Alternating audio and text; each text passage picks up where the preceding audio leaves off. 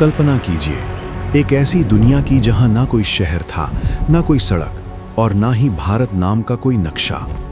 चारों तरफ सिर्फ खूंखार शिकारी जानवर और अनंत जंगल थे। इसी सन्नाटे के बीच आज से करीब 15 से 20 लाख साल पहले इस धरती पर कुछ ऐसे पैरों के निशान पड़े जिन्होंने इतिहास की दिशा बदल दी। हम अक्सर राजा महाराजाओं और युद्धों की बात करते हैं, लेकिन क्या आपने कभी सोचा है कि भारत का पहला इंसान कौन था? वो कहाँ से आया था? क्या वो इसी मिट्टी की उपज थी या 7 समंदर पार से चलकर यहाँ पहुंचा था? आज की ये डॉक्यूमेंट्री आपको समय की गहराइयों में ले जाएगी। हम उस ग्रेट माइग्रेशन की गुत्थी सुलझाएंगे जो अफ्रीका के तपते मैदानों से शुरू होकर हिमालय की ठंडी वादियों तक पहुंची। ये कहानी है नर्मदा मानव की, तोबा ज्वालामुखी के प्रलय की और हमारे उन पूर्वजों की जिन्होंने पत्थर के औजारों से भारत का भाग्य लिखा। तैयार हो जाइए, क्योंकि ये आपकी अपनी जड़ों की तलाश है। वैज्ञानिक रूप से ये सिद्ध हो चुका है कि पूरी मानवता का जन्म अफ्रीका में हुआ था, लेकिन सवाल ये है कि उन्होंने अपना घर क्यों छोड़ा? करीब 20 लाख साल पहले अफ्रीका की जलवायु बदल रही थी। घने जंगल कम हो रहे थे और घास के मैदान सवानास बढ़ रहे थे। भोजन की तलाश और बदलते मौसम ने हमारे पूर्वज होमो इरेक्टस को आगे बढ़ने पर मजबूर किया। होमो इरेक्टस ये वो प्रजाति थी जिसने पहली बार सीधा खड़ा होना सीखा और आग का इस्तेमाल जाना। इनके लिए पलायन कोई शौक नहीं, बल्कि जिंदा रहने की मजबूरी थी। इन्होंने उत्तर की ओर रुख किया, लेकिन इनके सामने सबसे बड़ी चुनौती थी रास्ता।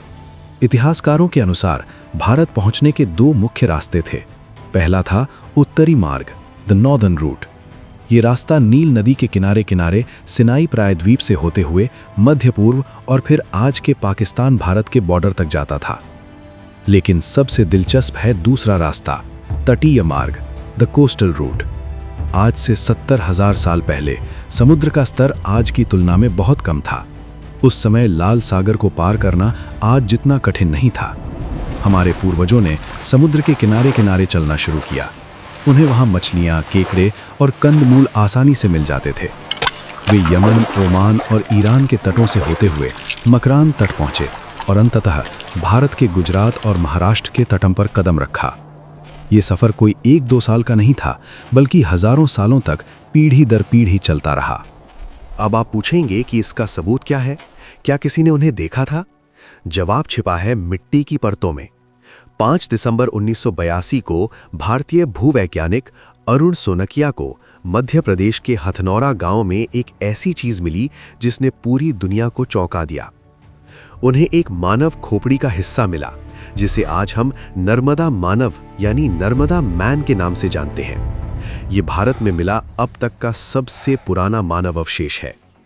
शोध बताते हैं कि ये करीब 5 से 6 लाख साल पुराना है। ये साबित करता है कि जब यूरोप और अमेरिका में सभ्यता का नामो निशान नहीं था, तब भारत की नर्मदा घाटी में आदि मानव पत्थर के औजार बना रहे थे। सिर्फ नर्मदा ही नहीं, तमिलनाडु के अत्तिरम पक्कम में मिले पत्थर के औजार तो और भी पुराने हैं, लगभग 15 लाख साल। इसका मतलब है कि भारत बहुत पहले से ही अधिमानवों का पसंदीदा ठिकाना था। भारत के ये शुरुआती निवासी कैसे रहते थे? वे शिकारी थे। उनके सबसे अच्छे दोस्त थे उनके औजार। उन्हें एशुलियन टूल्स कहा जाता है। ये पत्थर की कुल्हाड़ियाँ इतनी सटीक थीं कि इनसे जानवरों की खाल उतारना और हड्डियाँ तोड़ना आसान था।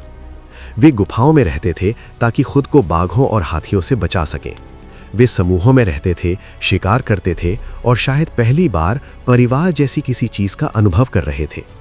हालांकि उनके पास आज जैसी भाषा नहीं थी, लेकिन इशारों और आवाज़ों के जरिए वे एक दूसरे से संवाद करते थे। आज से करीब 74,000 साल पहले एक ऐसी घटना हुई जिसने लगभग पूरी इंसानी नस्ल को खत्म कर दिया था। इंडोनेशिया के सुमात्रा में टोबा नामक एक विशाल ज्वालामुखी फटा। ये पिछले 25 लाख सालों में सबसे बड़ा विस्फोट था। हवा में इतनी राख फैल गई कि सूरज की रोशनी दशकों तक जमीन पर नहीं पहुंची। दुनिया में न्यूक्लियर विंटर जैसी स्थिति पैदा हो गई। भारत पर इसका गहरा असर पड़ा।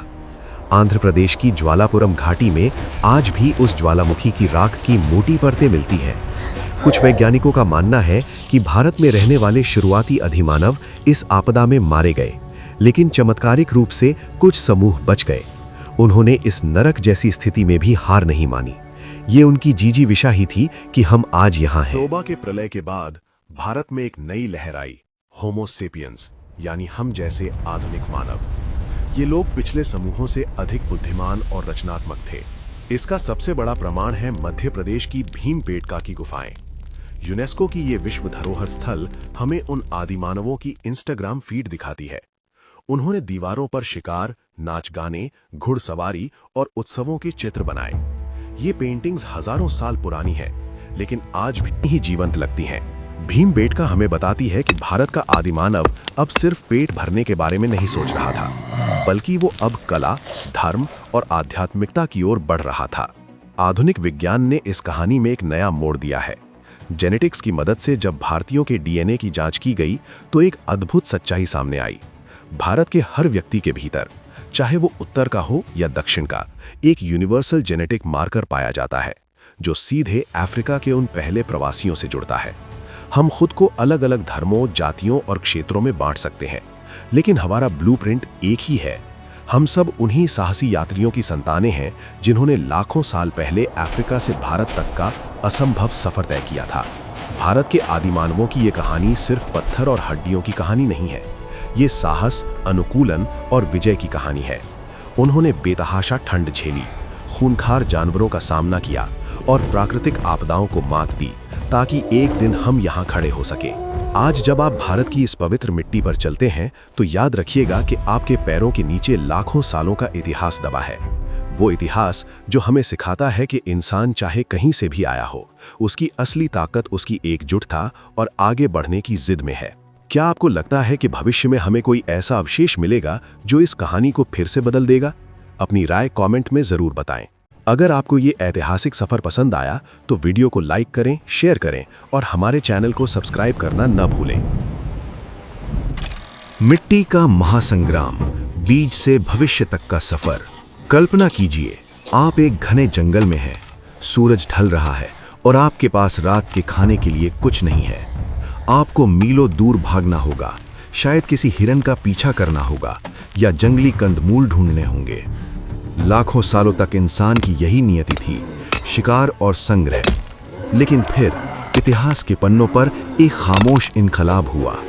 किसी गुमनाम इंसान ने मिट्टी में गिरे बीज को अंकुरित होते देखा और समझ लिया कि भोजन के पीछे भागने के बजाय उसे अपने पास बुलाया जा सकता है।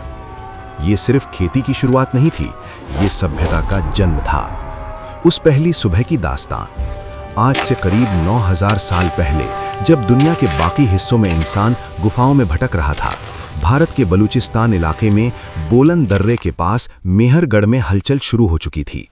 यहाँ के लोगों ने पहली बार जंगली घास के दानों को सहेजकर उन्हें कतारों में बोया।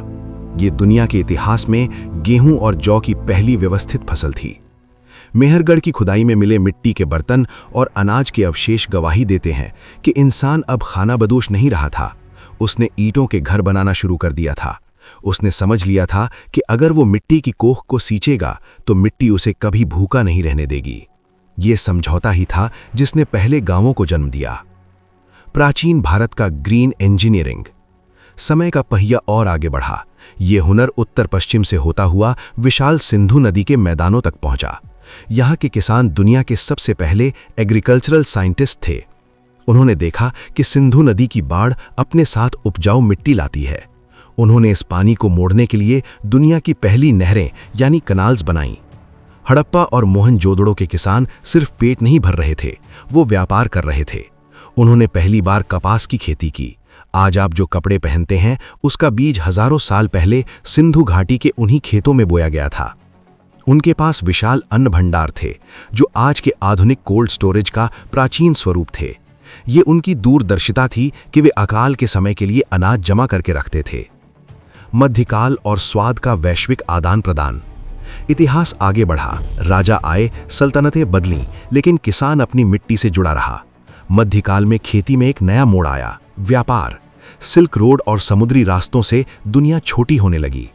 क्या आपने कभी सोचा है कि जिस आलू, टमाटर और हरी मिर्च के बिना आज भारतीय थाली अधूरी है, वो 500 साल पहले यहाँ थे ही नहीं?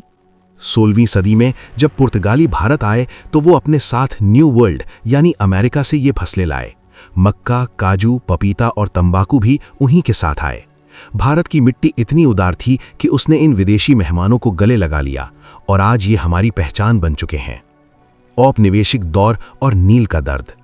लेकिन खेती का इतिहास सिर्फ खुशहाली का नहीं है। अंग्रेजों के दौर में भारतीय खेती को मुनाफे की मशीन बना दिया गया।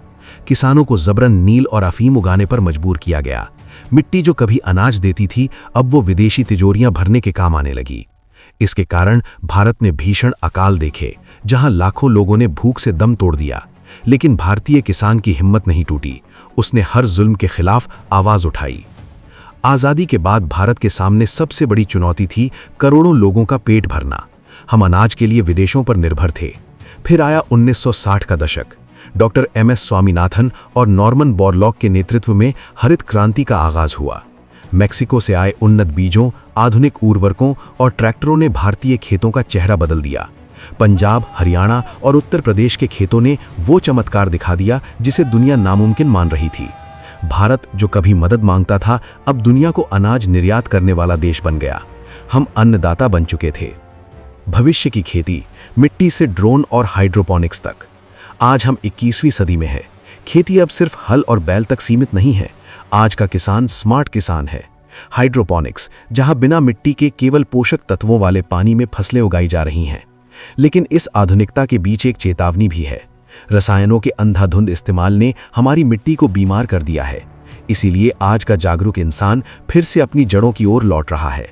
जैविक खेती और प्राकृतिक खेती अब केवल शब्द नहीं, बल्कि भविष्य की जरूरत बन गए हैं। सिक्किम जैसे राज्य आज पूरी दुनिया को दिखा रहे हैं कि बिना रसायनों के भी धरती सोना उगल सकती है।